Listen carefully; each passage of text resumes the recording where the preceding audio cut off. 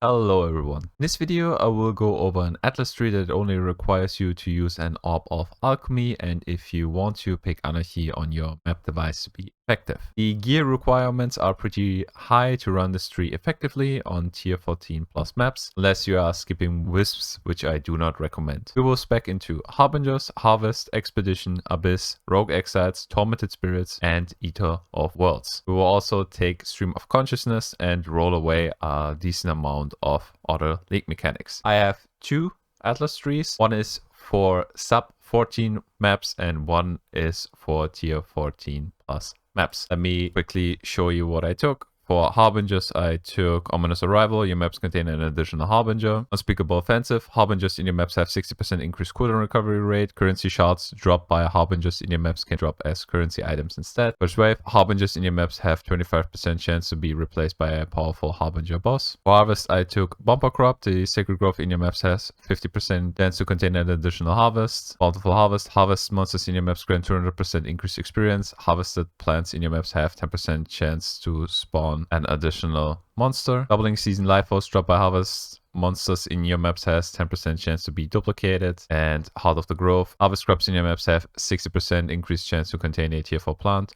Harvest in your maps have 10% chance for the unchosen crop to not wilt. The expedition notes that I took were Ancient Writings. Remnants in your maps have 30% chance to have an additional suffix modifier. Expeditions in your maps have +2 remnants. Distinguished Demolitionist, 35% increased explosive radius in your maps, 20% increased number of explosives in your maps.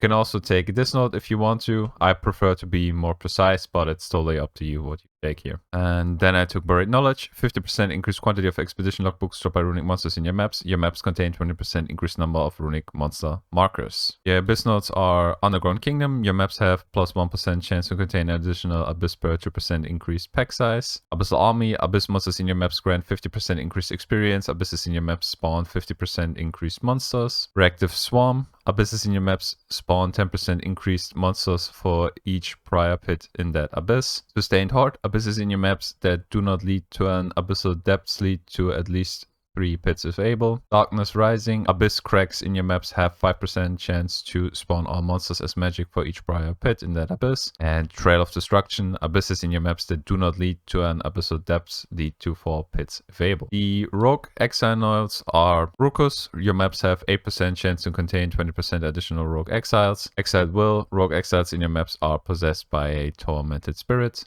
And the Tormented Spirits nodes are Seance. Up to 5 rare monsters in each of your maps are possessed and their minions are touched. And Unrelenting Torment. Map bosses have 10% chance to be surrounded by Tormented Spirits. 30% more quantity of items dropped by possessed monsters in your maps. Eater of World nodes. Eldritch Gaze. Eldritch Altars influenced by the Eater of Worlds have an additional downside. Eldritch Altars influenced by the Eater of Worlds have 50% increased effect of upsides. Rampant Growth. Eldritch Ico found in your maps influenced by the Eater of Worlds have 10% chance to be duplicated. Monster packs influenced by the Eater of Worlds in your maps have 2% chance to contain an additional touching tentacle mass. And the Shadow of Hunger, 20% increased chance to find Eater of Worlds altars in your maps. And then of course I took Stream of Consciousness. Your maps cannot be modified by fragments other than Divine Vessels. Your maps have 50% more base chance to contain extra content. Then I rolled away a lot of mechanics that I do not want to see. Heist, Ultimatum, Blight, Ritual, Legion, and Breaches. This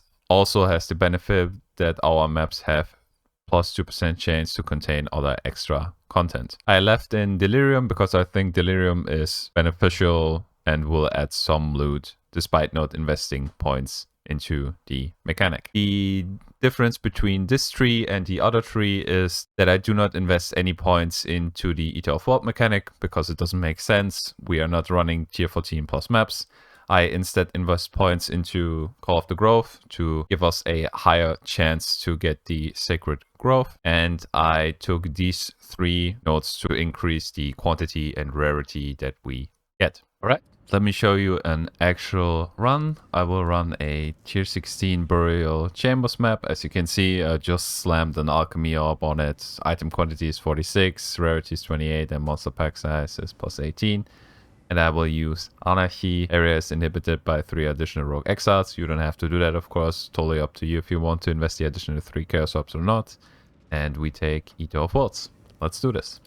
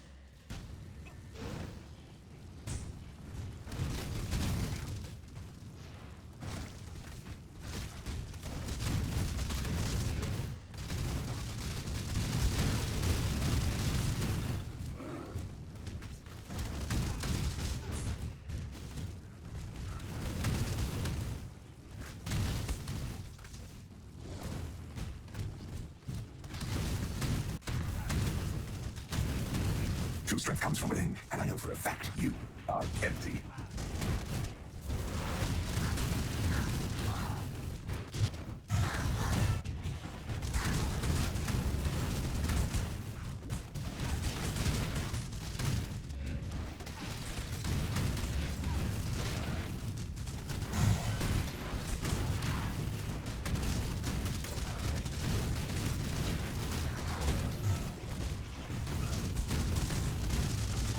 I must have time to gather my will.